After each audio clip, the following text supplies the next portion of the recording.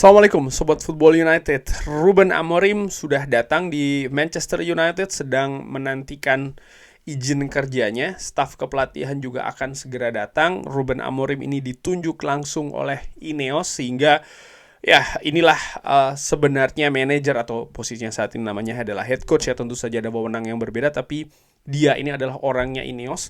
Gua harapkan Ruben Amorim ini bisa diberikan support, dia bisa diberikan dukungan. Dukungan dalam hal ini bukan hanya soal mendatangkan pemain yang diinginkan, melepas pemain yang mungkin dianggap tidak bisa bermain dengan sistemnya Ruben Amorim. Lebih dari itu, kesempatan ya, dukungan, terutama ketika Manchester United mengalami masa-masa sulit nantinya. Nah, masa-masa sulit ini juga menurut gua kemungkinan besar tetap akan dialami oleh Ruben Amorim ya.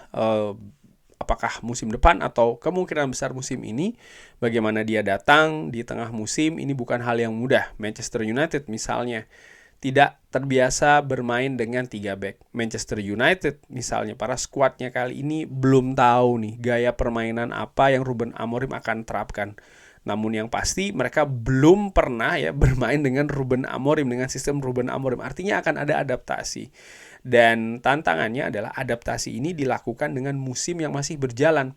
Artinya trial dan juga error ya, percobaan dan juga mungkin kesalahan ini dilakukan langsung dengan pertandingan resmi. Situasi berbeda misalnya kalau Ruben Amorim datang di awal musim ataupun di akhir musim sebelum memulai musim yang baru.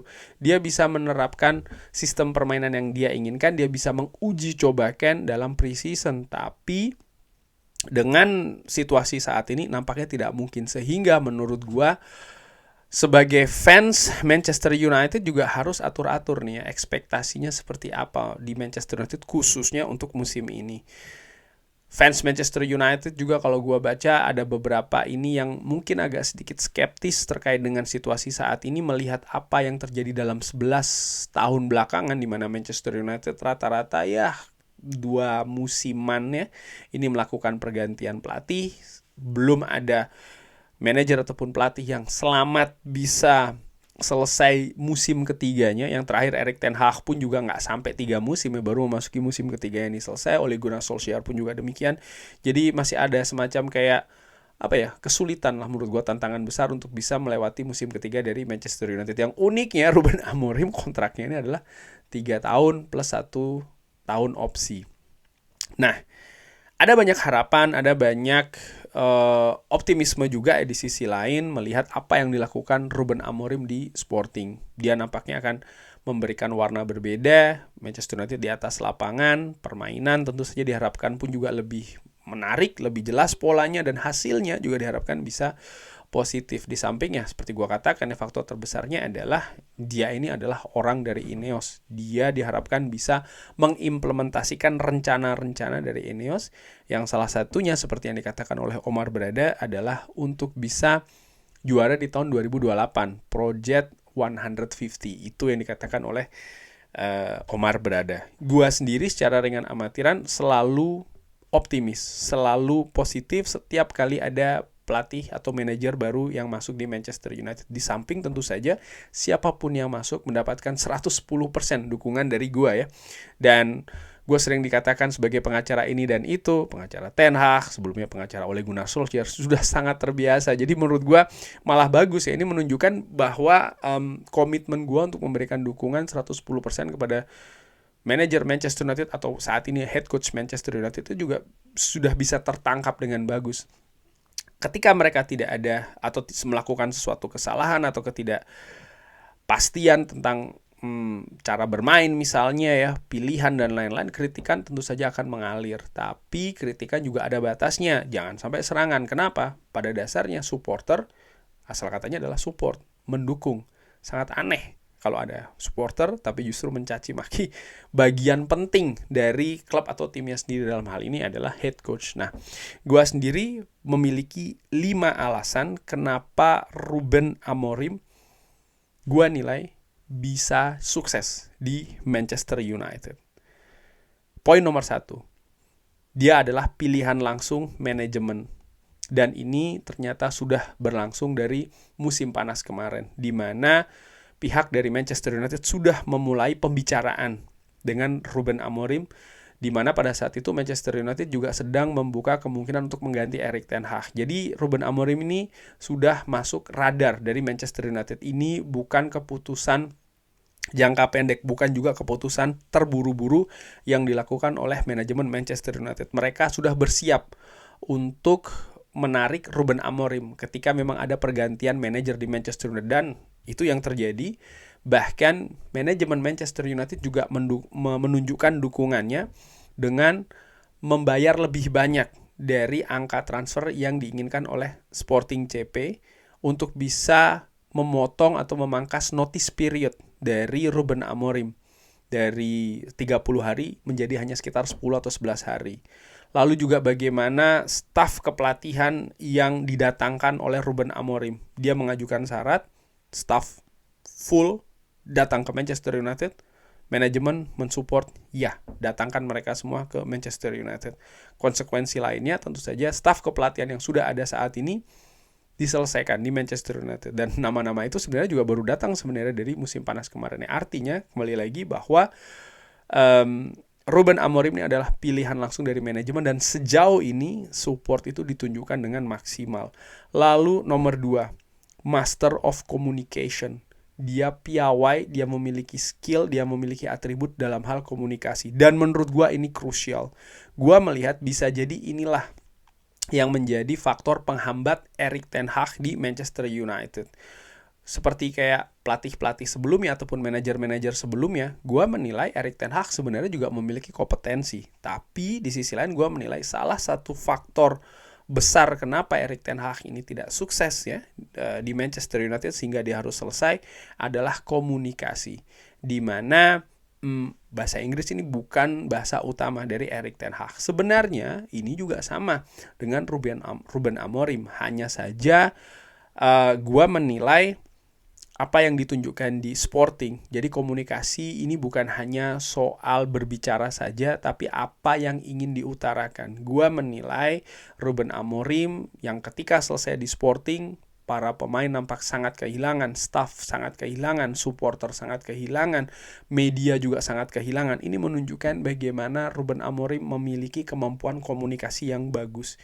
Dia gua lihat sebagai orang yang cair, gaya komunikasinya juga fleksibel. Ini bisa membawa warna baru, dan warna ini juga bisa berhimpun menjadi sebuah energi yang baru serta lebih positif ya di dressing room Manchester United. Sehingga gue menilai kemampuan komunikasi dari Ruben Amorim ini juga kunci dia akan sukses di Manchester United. Lalu nomor 3, juga membawa penyegaran dari sisi taktikal di dalam tim. Bukan hanya soal formasi saja dari 4 back menjadi 3 back, tapi bagaimana sistem permainan yang dikembangkan di Manchester United yang gue nilai akan berbeda dengan yang sebelumnya. Dan ini diperkuat oleh poin nomor 2 tadi, yaitu adalah komunikasi yang bagus. Komunikasi yang bagus dalam hal ya taktikal ya, artinya dia bisa memberi apa yang sebenarnya dia ingin supaya pemain itu implementasi di atas lapangan. Dan ya komunikasi memegang poin penting di sana. Di samping juga ya ini dia seorang yang kaya taktik menurut gua, dan ini ditunjukkan di Sporting ya. Dia bisa memberikan perbedaan permainan misalnya ketika menghadapi tim sulit di Champions League ataupun di kompetisi lokal, di mana tentu saja standar lawannya ini berbeda. Dia bisa menyesuaikan taktik dan juga strateginya dengan kebutuhan pertandingan, dan menurut gua ini merupakan poin yang juga bisa membawa Ruben Amorim ini sukses di Manchester United. Dia akan membawa penyegaran dari sisi taktikal di tim ini. Lalu nomor 4 ya, gue juga menilai baru kali ini selepas era Sir Alex Ferguson ada kapten yang senegara dengan head coach. Apakah ini ada pengaruhnya? Gue nilai bisa jadi demikian. Kenapa?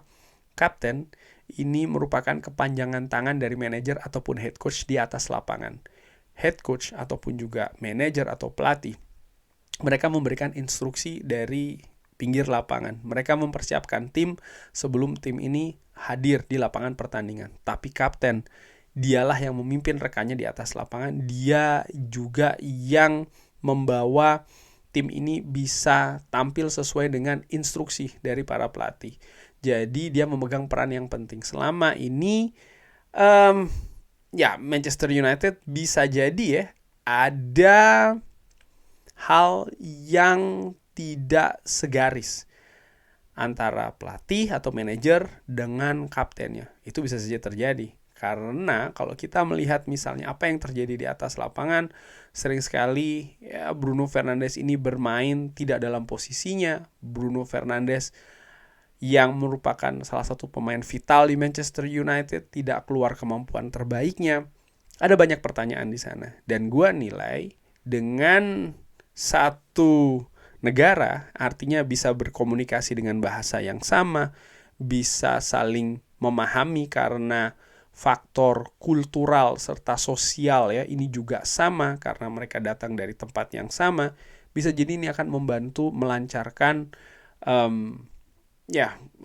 keinginan pelatih supaya pemain ini bisa mengimplementasikan dengan utuh taktik strategi di atas lapangan. Di samping juga memudahkan pelatih ya untuk bisa menggenggam dressing room karena dia memiliki orang kepercayaan yang memiliki latar belakang yang sama juga dengan Ruben Amorim. Uniknya Bruno Fernandes dan juga Ruben Amorim bukan hanya sama-sama dari Portugal, tapi sama-sama juga datang dari Sporting sebelum ke Manchester United. Dan yang terakhir, poin nomor 5 yang menurut gue ini juga penting, yaitu adalah dukungan fans.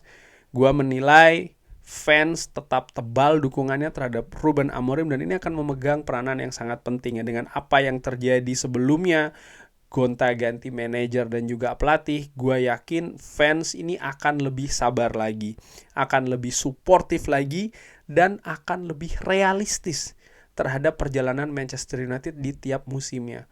Fans gue percaya juga akan lebih lebih dewasa dalam menyikapi hasil-hasil. Fans juga akan lebih matang dalam memberikan ekspektasi di setiap pertandingan, bahkan setiap musim ya, menyesuaikan dengan keadaan dari skuad Manchester United di dalam prosesnya. Jadi menurut gue itu tadi ya 5 poin yang gue percaya Manchester United akan sukses di bawah Ruben Amorim. Bagaimana menurut Sobat Football United? Optimis, pesimis? Silahkan drop di kolom komen. Terima kasih sudah menyaksikan. Jangan lupa like, share, dan juga subscribe. Wassalamualaikum warahmatullahi wabarakatuh. Thank you.